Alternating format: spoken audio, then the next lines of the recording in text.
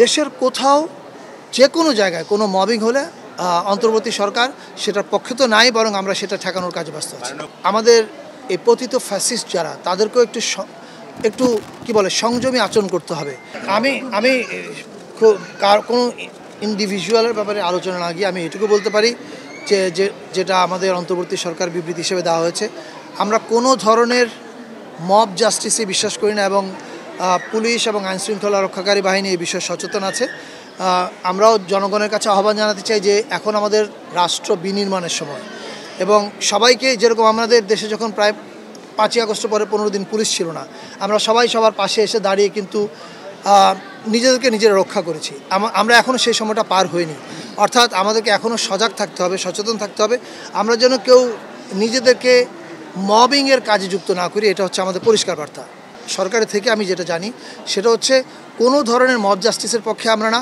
পাশাপাশি একই সঙ্গে আমি এটাও বলবো যে আমাদের এই পতিত ফ্যাসিস্ট যারা, তাদেরকেও একটু কি বলে সংযমী আচরণ করতে হবে।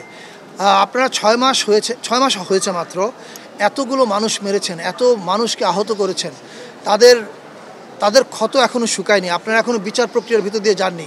আপনারা দেশে এসে বিচারের মুখোমুখি হন, সেটা এখনও হননি। না হয়ে যে উস্কানিগুলো দিচ্ছেন এগুলো অত্যন্ত খারাপ। কিন্তু একই সঙ্গে বলছি, দেশের কোথাও যে কোনো জায়গায় কোনো মবিং হলে অন্তর্বর্তী সরকার সেটার পক্ষে তো নাই, বরং আমরা সেটা ঠেকানোর কাজে ব্যস্ত আছি।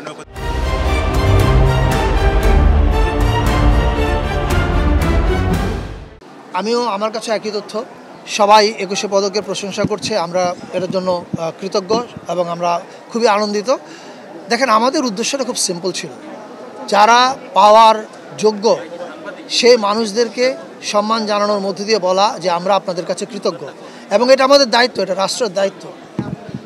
সে দায়িত্ব আমরা, আপনারা যেরকম বলছেন যে প্রশংসা হচ্ছে, তার মানে সেই দায়িত্ব আমরা সফলভাবে পালন করতে পেরেছি, এটা আপনারা বলছেন, আমরা এতে আনন্দিত। কিন্তু এটাতে আমাদের বিশেষ কোনো কৃতিত্ব নেওয়ার নাই, কারণ পুরস্কার সবসময় এরকমই হওয়া উচিত ছিল। যারা যোগ্য, যার ক্ষেত্রে তাদেরকে পুরস্কৃত করা উচিত ছিল।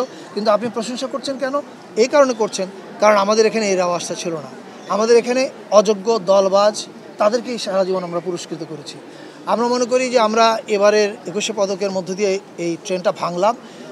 আশা করি পরবর্তীতে এটা অব্যাহত থাকবে, এবং যেই সরকারি আসে তারা যেন এই ট্রেনটা অব্যাহত রাখে। মরণোত্তর কথা বলছেন? মরণোত্তর।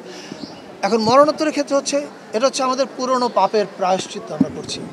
এই মহান মানুষেরা পাওয়ার যোগ্য ছিলেন, তাদের জীবদ্দশা আমরা তাদেরকে দিতে পারিনি, but it's better late than never. আমরা দিয়ে পাপ মুক্ত হওয়ার চেষ্টা করেছি জাতি হিসেবে। আমি চাই আগামী 5 বছর পরে যেন আর এই মরণোত্তরের ট্রেন আমাদের ধরে রাখতে না হয়।